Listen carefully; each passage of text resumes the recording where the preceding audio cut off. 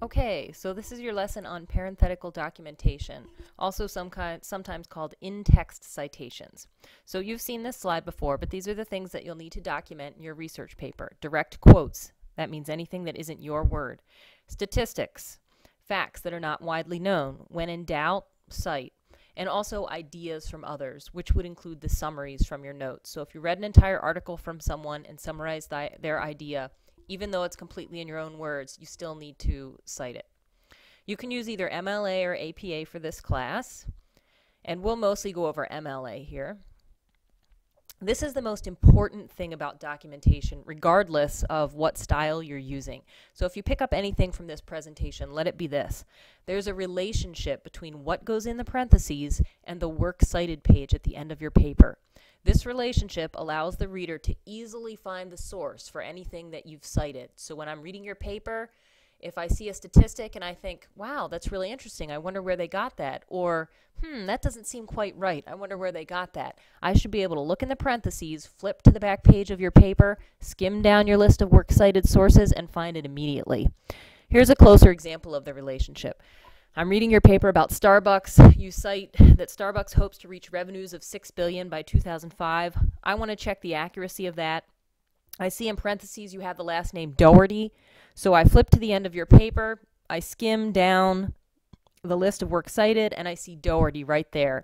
I want it to be very easy to find. I don't want you to be using a word that's in the middle of your citation. How would I ever find that on your works cited page? And you can see here how the alphabetization and the hanging indentation also helps.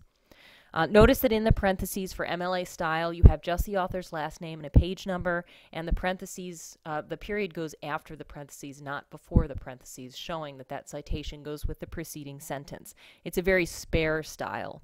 If you don't have a page number, but you have a paragraph number, then you can type PAR period and then the paragraph number.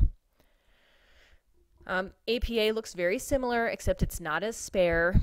There's a comma after the last name. They give the date because dates are very important for the sciences. They use a P period for page, and they use PARA period for paragraph number.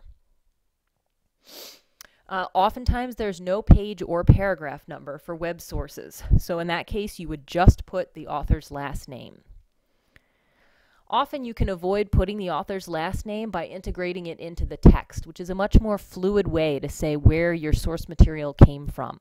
So you might write, From Analysis to Design, Diana George, professor of writing at Harvard, maintains, and then give her quote or fact or idea or statistic. If there's a page or paragraph number, you still cite that, but don't be redundant and repeat the name. I would do this if you want to emphasize this person or organization. I would also do it if you have a lot of information from one source so that you can avoid, putting a citation after every sentence, which just looks bad and is difficult to read. Plus, you don't want to be accused of unintentional plagiarism by, skipping a sentence or just putting the citation at the end of the paragraph. So you can kind of integrate that name throughout the text, throughout that paragraph. Say, George further maintains, George also mentions that. In addition, George believes. So it becomes apparent that all that information is from George. If there's no author, you then use a shortened version of the title, which would be the next thing in line in the works cited page. So that came from Cancer in Women Over 40 Who Are Not Married. There was no author. So again, I'm going to use the first couple of words in that works cited entry to make it easy to find. Same thing for APA. If there's no author, you'd use a shortened version of the title and the date.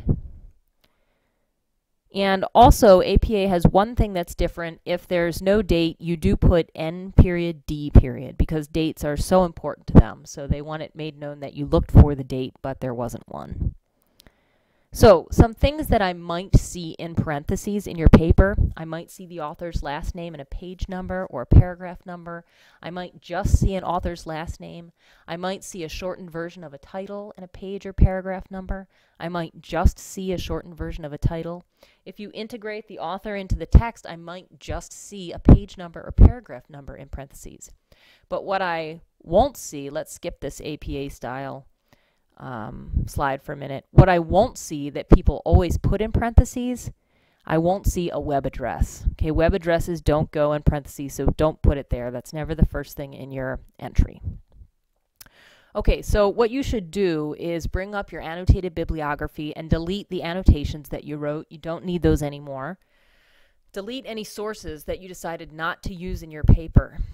Add any extra sources that you came across and used later on. Delete the title annotated bibliography and center the words works cited at the top for MLA style or references at the top for APA style. Delete your MLA style heading that I had you put on there, because this is now going to be the last page of your research paper. It's now your works cited page. And go ahead and copy and paste all this at the end of your research paper. It should be in the same document, not in two separate documents. As you type your paper, you should begin citing your sources. If you want to, you can use the letter or number of your source card and go back and put them all in later. You know, you could do Control F and then replace all of the capital A's with that citation. That might make it easy to do. Or you can just, I normally just scroll down to my works cited page and type them as I go along. Okay, so that's it.